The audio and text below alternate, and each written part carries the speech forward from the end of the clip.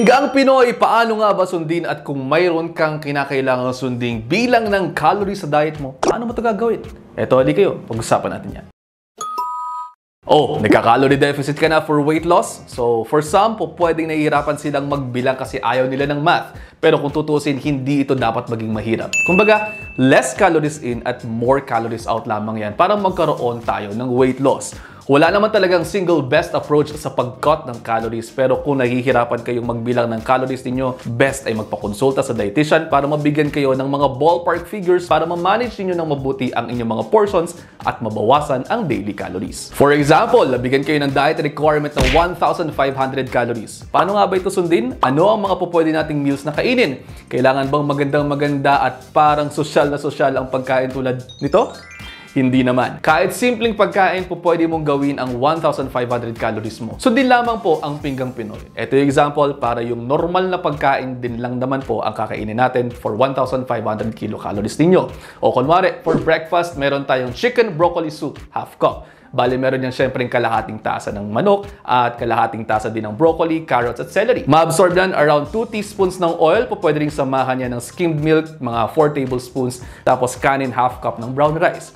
Para sa yung snack, pwede ng puto, isang slice, tapos magtubig ka na lang, huwag ka nang mag-juice. Para sa lunch, beef nilaga, o baka sabihin ninyo, napakasosyal naman yan, nilagang baka lang yan.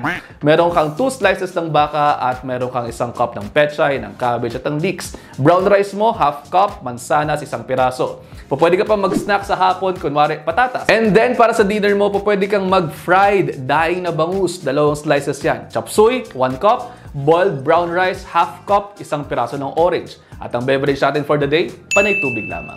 Iyan, kung papansinin ninyo, meron tayo dyan ng lahat ng food groups, wala tayong inalis. Balanced diet yan at sumusunod lamang po tayo sa Pinggang Pinoy. Dapat kapag kakain ka ng iyong meals, meron kang gulay, meron kang prutas, meron kang healthy source ng carbs, lean protein at healthy fats. Ito kasi yung Pinggang Pinoy ay na-develop upang maging guide natin sa pagkain para hindi maligaw ng landas. Ang lahat kasi ng food groups ay magbibigay ng tamang enerhiya para sa atin. Yun nga lang, syempre, bawat isa sa atin ay mayroong kanya-kanyang pangangailangan at bilang na pangangailangan. Kung may sakit kayo o kung ano pa man po ang kondisyon ninyo, magbabago ang portions ng carbohydrates, ng proteins at ng fats at syempre ang total calories ninyo.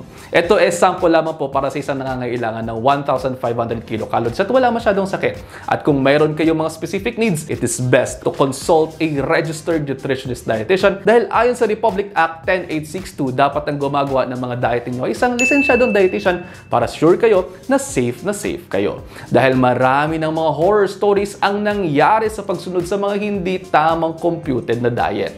At ayun, sabi ko nga po sa inyo, ayaw na ayaw ko lang naman talagang nagkakasakit kayo. Kaya sana ay mayroon kayong natutunan dito. Kasi nga, ano't ano man po ang mangyari, tayo lang din naman talaga ang magtutulong-tulungan. Kaya naman yun lang for now, i-digest nyo muna dahil ang gusto ko ay healthy kayong lahat. See you next episode. Ingat!